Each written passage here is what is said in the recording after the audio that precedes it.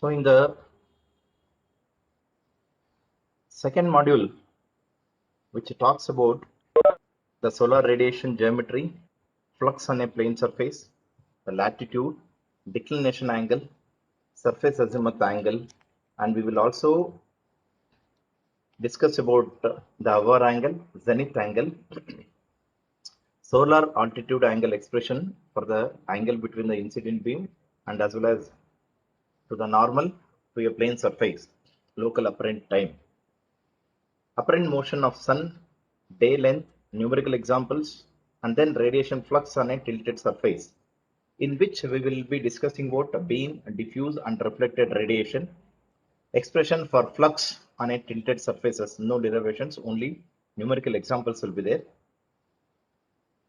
Okay, solar thermal conversion. In the second chapter of this second module, we will be talking about solar thermal conversion system, collection and storage, thermal collection devices, the different thermal collection devices, liquid flat plate collectors, solar air heaters, concentrating collectors, and cylindrical, parabolic, and paraboloid collectors are there. That is only a quantitative analysis, no qualitative analysis as per your syllabus. Then we will discuss about the two types by which we can store this thermal energy. One is by the sensible heat and the other one is by the latent heat. This sensible heat and latent heat you have already known in the first year elements of mechanical engineering, where the formation of steam that we have discussed it, where you have given an idea about what do you mean by sensible heat and latent heat of storage. Then the application of solar energy water heating. Then in the third chapter of the second module, we will be discussing about the more applications of this solar uh, conversion systems, where we will be talking about space heating and space cooling systems, active and passive systems, and power generation, and then the refrigeration system, that is the solar refrigeration system, and then the distillation qualitative analysis of the solar pond and its principle of working and operational problems. We are going to discuss it. Now the solar radiation geometry. Solar geometry is the determining factor of heat gain, shading, and the potential of daylight penetration. Temperature, precipitation, wind, and sunshine have been a direct effect on the buildings of this solar geometries. Is that clear? So these things, the temperature and maybe a precipitation. Precipitation is nothing but the dust and water particles which are present in the uh, Earth atmosphere, and then the wind which is blowing against the solar radiations, and the sunshine will also plays a major role on this direct effect. A deliberate choice of surroundings may permit us to take advantage of elements that make the environment more favorable. Solar radiation, often called the solar resource or just sunlight, is a general term of electromagnetic radiation emitted by the sun. Solar radiation can be captured and turned into useful form of energy, such as the heat and electricity. It is only because the heat and electricity from which we will be looking out for an end product in conversion in our requirements. Using a varieties of technologies which are available now, solar radiation includes a visible light. It concludes visible light, ultraviolet radiations, infrared rays, and radio waves, and also X-rays, gamma rays. Radiation is one of way to transfer the heat from sun to the earth. Solar radiance measurements consist of global and or direct radiation measurements taken periodically throughout the day. The measurements are taken using either the pyranometer and or a pyrheliometer. As we know, this pyranometer is used for measuring the global radiation or a diffuse radiation, whereas the pyrheliometer, which is being used to measure the direct or a beam radiations. The flux on a plane surface. Solar flux measurements have been considered as an input to global circulation models, which will yield the electron density profile and other ionospheric characteristics. It is along with many other atmospheric properties. Okay. Now this incoming solar flux at the top of the atmosphere must be balanced by the reflected solar and emitted infrared fluxes over a climatological timescale, since the only energy exchange with the space is by means of radiative processes. In this context, actually, when we are talking about the flux of a solar radiations, we have to discuss what do you mean by solar constant. Solar constant, as we discussed in the earlier chapter, it is denoted by G, capital G suffix C. And this solar constant, it is defined as the amount of radiations of the solar flux which is receiving on the Earth atmosphere in a unit time on a unit surface area, which is being maintained perpendicular to the direction of the radiations. And whereas this considering the average distance between sun and the moon, sun and the earth, the roughly distance from the sun and the earth, it is being considered. Now, what happens when the solar radiation atmosphere, most of the solar radiations will be reflected, will be scattered, and will be absorbed due to the atmosphere which is present in the on the surface of Earth. So because of this, what happens? Around 15 to 80% of the solar radiations will be reduced before reaching the Earth's surface. In spite of receiving 15 to 80% of the Earth light, we are getting enough light on the surface and keeps varying it from place to the place. Scattering and absorption do not influence all wavelengths equally. Thus, the significant changes in the spectral distribution of sunlight will occur as a light penetrates the atmosphere. This is what.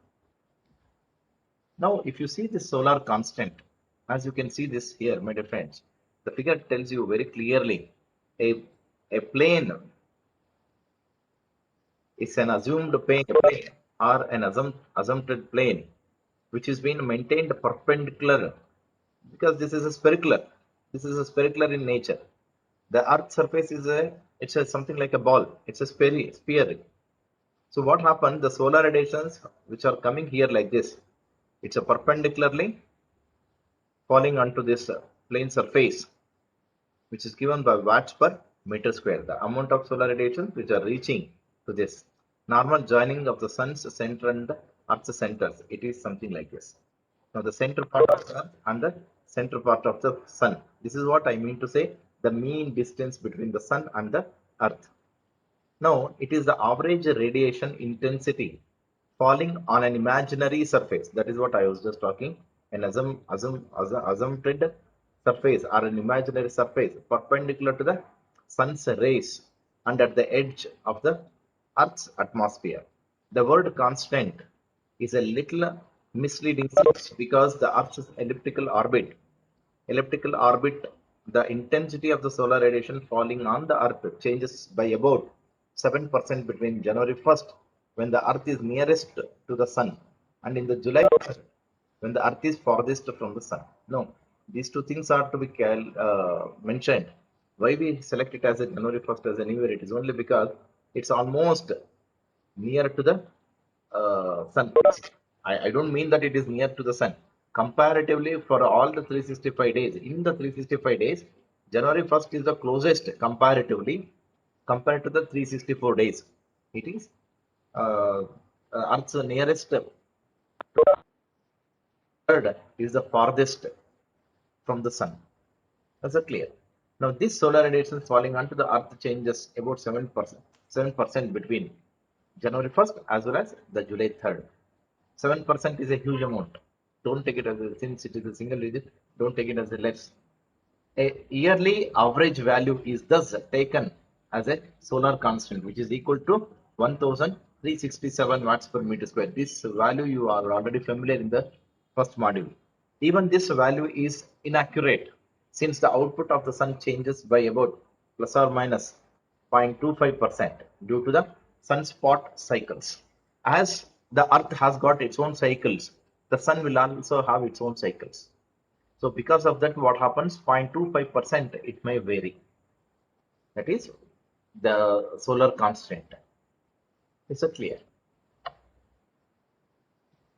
This is what the importance of this solar constant. Any power plants or any devices which convert this solar energy into useful form of energy, they will study this solar constant, and according to this solar constant, they are going to install or use this solar energy. Now, if you consider this, these expressions are very important. The solar radiation intensity from the varying from a sun surface is called irradiance or the insolation, and is measured in terms of watts per meter square or kilowatts per meter square. That is what 1367 watts per meter square or 1.367 kilowatts per meter square. The solar constant can be used to calculate the irradiance incident on a surface perpendicular to the sun's rays outside and the Earth's atmosphere on any day of the year. That is, as the distance between the sun and Earth changes throughout the year. Now, this I naught is being given. Thus, I naught is nothing but extraterrestrial irradiance on a plane perpendicular to the sun's radiations, where ISC is nothing but it is a constant which is termed as solar constant. ISC, which is given by it's a product of sum of 1 plus 0.034 cos of 2 pi into n divided by 265.25. Now, since my dear friends, you don't have any derivations for this, only thing is you have to remember the expression. Okay, now ISC, which is stands for the solar constant, it is given by 1367 watts per meter square, and n is the thing, but the day on the of the year such that the January the first n is equal to 1. If you take a January 10th, then the n will be equal to 10. Okay, now this is what n is equal to the day of the year such that the uh, uh, such that for January 1st the n is equal to 1. This is how it will be considered. Is it clear? Now, this is the importance of solar constant. By this utilization of the solar constant, we are also finding out the extraterrestrial irradiance, and this varies depending upon the day, because all the 365